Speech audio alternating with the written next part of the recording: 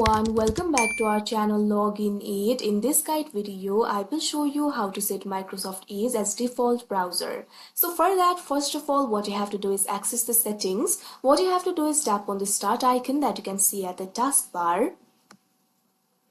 Now you'll be able to find several options over here. Right over here, you'll be able to find the gear icon. If you hover over it, you'll be able to find the option for settings. So simply click on the option settings. Now you can see over here settings will be opened. You'll be able to access the settings options like system, devices, mobile devices, network and internet, etc. What you have to do is find the option for apps and click on it. Now you'll be led to the apps interface. If you look at left, you'll be able to find the options like apps and features, default apps, offline maps, etc. Simply click on the option default apps that you can see at second.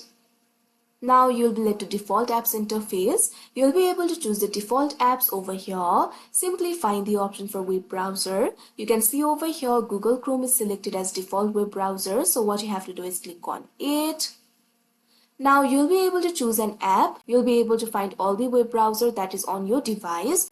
Out of those options, what you have to do is find the option for Microsoft Edge and click on it.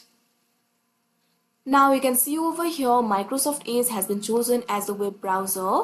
You can simply go back. The settings will be saved. So like this, you'll be able to set Microsoft Edge as default browser. So that is how you set Microsoft Edge as default browser. I hope you found this video helpful. Thank you for watching. Make sure to like, share and subscribe to our channel.